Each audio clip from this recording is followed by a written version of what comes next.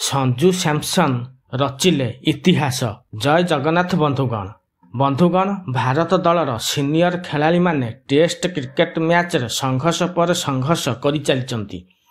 ଅନ୍ୟପଟରେ ଭାରତ ଦଳର ଯୁବ ଟ୍ୱେଣ୍ଟି ଦଳ କମାଲ ଉପରେ କମାଲ କରିଚାଲିଛନ୍ତି। ବନ୍ଧୁଗଣ, ଆପଣମାନେ ଯଦି ପ୍ରଥମ ଥର ଆମ ଚ୍ୟାନେଲକୁ ଭିଜିଟ୍ କରିଛନ୍ତି ତାହେଲେ ଆମ ଚ୍ୟାନେଲକୁ ସବସ୍କ୍ରାଇବ୍ କରିଦେବେ।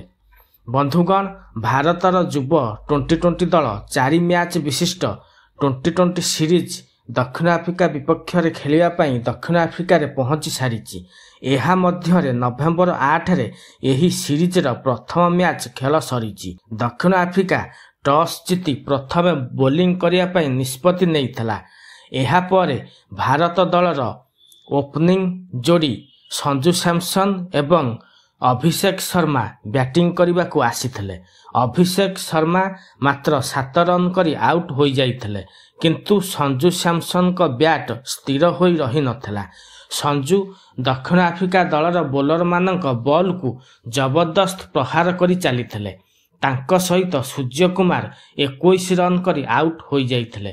ଏହାପରେ ତିଲକ ବର୍ମା ବି ଚୌକା ଛକା ମାରିବା ଆରମ୍ଭ କରିଦେଇଥିଲେ, କିନ୍ତୁ ତିଲକ ବର୍ମା 18 ବଲ୍ ଖେଳି 33 ରନ୍ କରି ପ୍ୟାଭିଲିୟନ୍ ଫେରି ଯାଇଥିଲେ।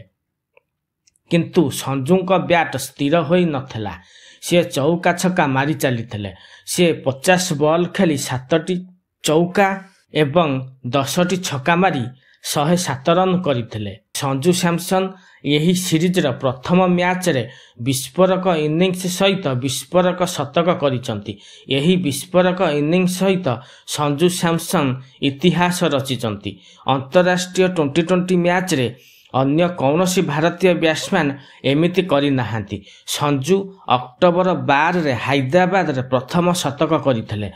ସଞ୍ଜୁ ଦକ୍ଷିଣ ଆଫ୍ରିକା ମାଟିରେ ଦ୍ୱିତୀୟ ଥର ବିସ୍ଫୋରକ ଇନିଂସ ଖେଳି ଦ୍ୱିତୀୟ ଶତକ କରିଛନ୍ତି। ସଞ୍ଜୁ ଇତିହାସ ରଚିଛନ୍ତି ଯେତେବେଳେ ସେ 47 ବଲ୍ରେ 7ଟି ଚୌକା ଏବଂ 9ଟି ଛକା ବଳରେ ତାଙ୍କର ଶତକ ପୂରଣ କଲେ, ସେତେବେଳେ ସେ ଇତିହାସ ରଚିଛନ୍ତି। ଏହା ପୂର୍ବରୁ ଏମିତି କେହି କରିନଥିଲେ। ସଞ୍ଜୁ ଲଗାତାର 2ଟି ଅନ୍ତରାଷ୍ଟ୍ରୀୟ ଇନିଂସରେ ଲଗାତାର 2ଟି ଶତକ କରିବାରେ ପ୍ରଥମ ଭାରତୀୟ ଖେଳାଳି ହୋଇଛନ୍ତି।